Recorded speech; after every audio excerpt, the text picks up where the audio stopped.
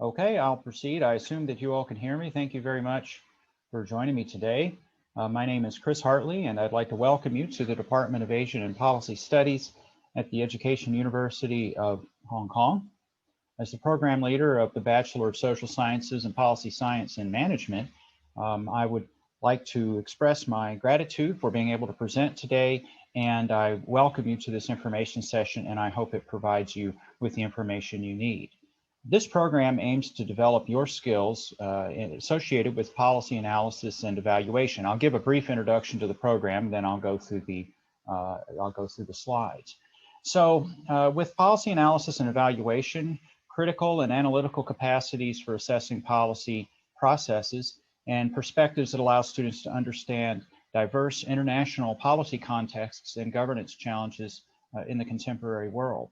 So the employment pathways from this program for graduates, especially students who want to pursue careers in NGOs and advocacy, civil society organizations, and international and regional organizations, the career paths are very wide. So I encourage you to reflect upon the numerous pathways to policy influence that are available as a policy sciences and management graduate. I think you agree these challenging times call for rational, fair, and sympathetic leadership. And at the Education University of Hong Kong, you have the opportunity to develop these types of skills that can influence policy and society in ways that mean something to you. So we have core courses in policy analysis and economics, and exciting elective courses like international relations and social policy and human resource management, and you can craft a specialized course of study that meets your needs. When you complete your program, you'll be able to understand the principles and theories and practice and techniques of policy sciences and public sector management. You can apply substantive knowledge of the techniques and institutions and processes of policy science and management, and you can bring fresh perspectives to the pursuit of human development and dignity by upholding values that we have in the public sector. In Hong Kong specifically, we're privileged to be in the company of policymakers and business leaders and social innovators and artistic creators. And at the Education University of Hong Kong, you have the additional pleasure of being taught by experienced government professionals, leaders in research, and young and ambitious cadre of emerging scholars who are working for a better society right here and around the world. So I look forward then to introducing you to this program now after that brief introduction. So again, looking at the slides, we are providing interdisciplinary training in public policy governance and management.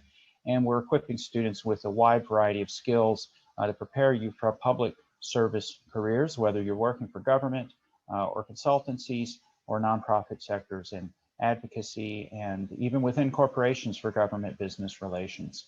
We can move on to the next slide now. We can move on to the next slide now. Thank you. So our program features include a comparative focus. So we look not only at Hong Kong and also at Greater China, but also we look around the region in Asia, South Korea, Southeast Asia, to Australia, and then around the world, Europe, North America. Many of our faculty, including myself, have had experience in a variety of parts of the world, and we bring a comparative perspective to this program in the classroom and in our research. You can specialize in 2 different fields within this major. The specialization means that you choose a total of 6 major electives from either specialization, and you can gain greater insight in that field. The first one is public sector management. It's a more general topic. And then the second one is social policy and management, which is a little more specific. We have numerous courses on social policy, and social policy, if you don't know, include things like human welfare, housing, education, health, work rights, and other types of issues. So we have a strong presence in social policy in our department. And we have a management focus, no matter what specialization you're taking. We want to equip students with knowledge of management, including human resources management, management skills that are needed in the international relations sphere and in global governance. If you happen to wish to work for global governance organizations like the World Bank or the UN, or even regional ones like the EU or ASEAN Secretariat, we provide you with management skills that allow you to enter into those organizations in the field of HR or in the field of strategic management and other fields.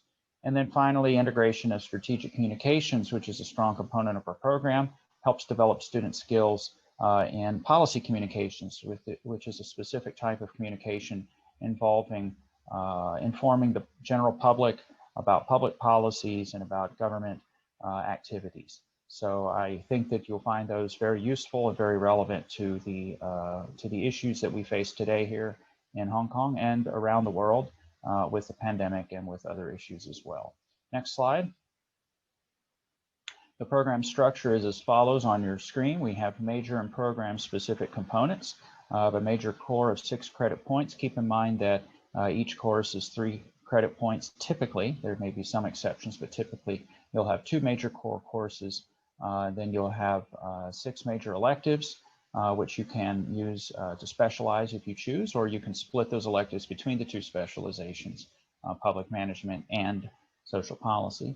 You'll have a major interdisciplinary course, which could be related to topics outside of public policy and management. An internship, which counts for 6 credit points.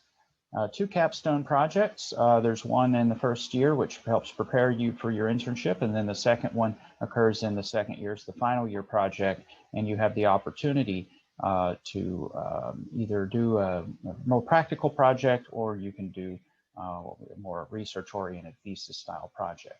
Then you have numerous electives that you're allowed to take, 5 of them, including a required 3 credit point education course.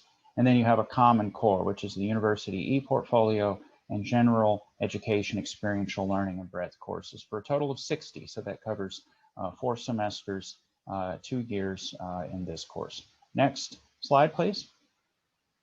So again, as I mentioned, you can specialize in either one. In terms of your electives, you can concentrate your electives in one list of courses.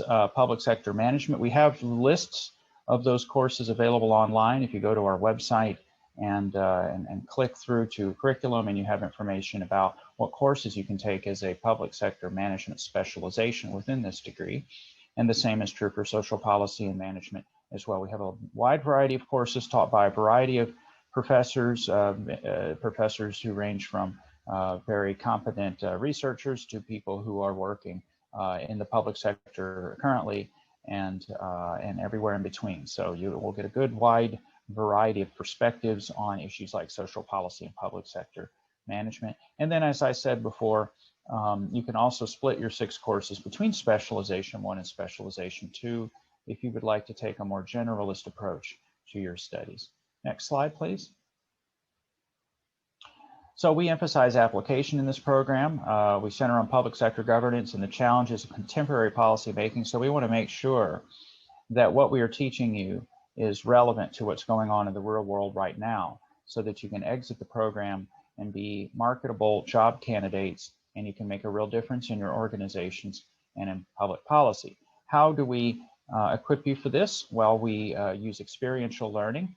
And that includes the type of projects we have in our individual classes that are focused on real-world problems. We have internship opportunities. Every student serves an internship in the summer between the first and the second year of the program, which is the 3rd and 4th year overall of your bachelor's program. We place people in internships that will allow them to develop skills in public sector management.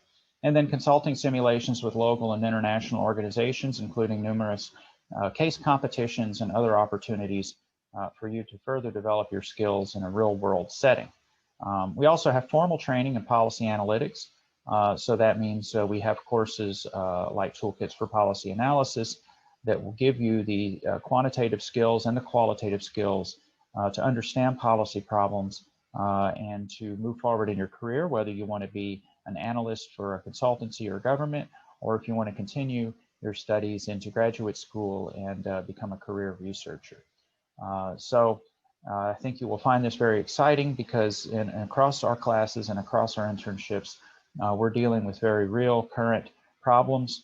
I invite you to take a look at the faculty profiles on the website for the Department of Asian and Policy Studies, and you can see some of the research that our faculty members are involved in. Many of us are involved in research about COVID-19 policy response.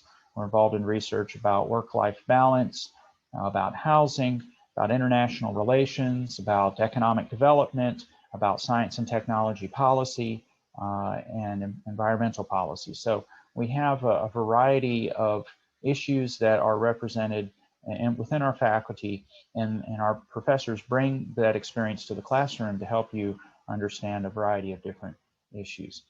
So again, the program is intended to give you the skills and evaluative tools to understand real-life issues and to bring value to the organizations, whether they're public or private, that you work for.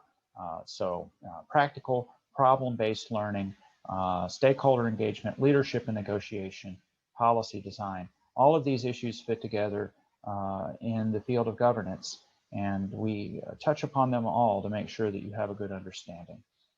Next slide, please. I'll discuss very briefly our internship program, which is 6 credit points. It provides real-life placement in an organization in the summer between your first and second years in this particular program.